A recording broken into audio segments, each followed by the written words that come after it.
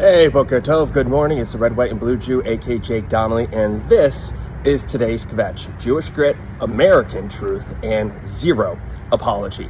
So today's Kvetch, I have to talk about Qatar yet again. And no, I'm not technically going to be talking about the $367 million plane that Qatar gifted Donald Trump, even though it might cost the taxpayers up to $1 billion to upgrade that thing and make sure that there's no Qatari or, Chinese tech inside of it. How much will it cost to refit it? Oh, I don't know.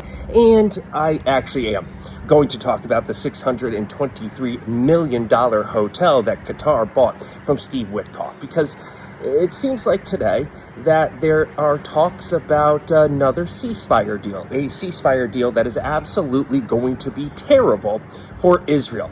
And the thing that I keep harping back on is how when Qatar, when they released Edan Alexander from the hands of Hamas, I was telling everybody it was a power move, and it was a power move that proved too much.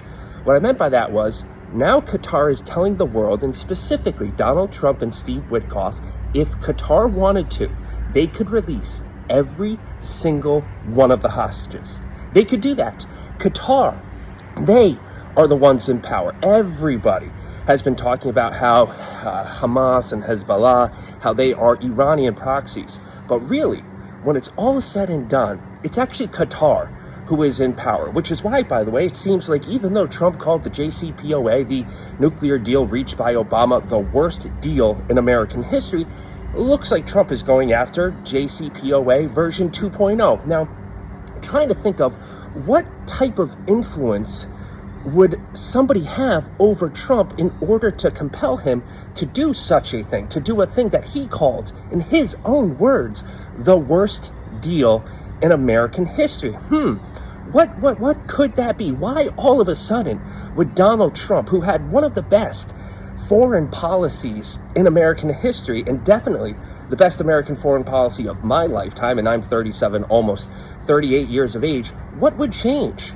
For all of the people that constantly gripe about AIPAC, which again, remember, is American Jews lobbying in America, something that is entirely legal. For all of the people that gripe about AIPAC and the Jewish influence and the Jewish lobby, all of those people, hypocrites, let's call them, have nothing to say when it comes to Qatar. And now all of a sudden, Donald Trump is being very friendly with Qatar. But for those that don't remember, Ismail Haniyeh on October 7th was in Qatar. One of the heads of Hamas was in Qatar and was celebrating, literally got down on his knees and prayed to Allah. The same thing happened, by the way, when his sons were killed by the IDF. He got down on his knees and he prayed again, because remember, those people love death more than we love life. Not me saying it, that's them.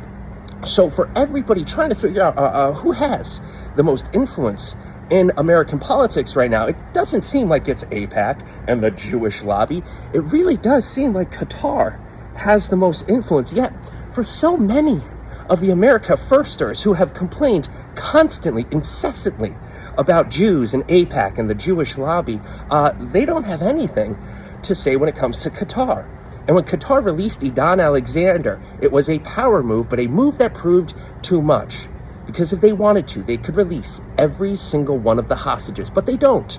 And they don't because they're not a friend of the United States of America. In fact, I'll go so far as to say that right now, given everything, given that $367 million plane that will end up in the Trump Presidential Library, given the $623 million hotel, which was actually going to go into solvency, but was bought by Qatar, given all of these things, it seems like if there's any country that has an outsized influence on the United States of America, and not just the United States of America, but Steve Witkoff, the main negotiator, and dare I say it, dare, yes, I will. Dare I say, dare. Donald Trump as well. It seems like there's a lot of influence going on. And you know what? If the United States would rather take the side of a country that houses literal heads of terrorist organizations that murder, mutilate, and kidnap Americans instead of an ally in Israel, hey, that's Donald Trump's prerogative. That's the prerogative of the United States of America. I worry about the Qatar influence. And my question is, why don't you? All right, that's today's Kvetch. I'm Jake Donnelly, aka the Red, White, and Blue Jew. Remember to like, subscribe, comment, do all the things that make this thing go viral. And remember, if there's any type of influence that's going on right now, it seems like it's Qatar. So what are you going to do about that?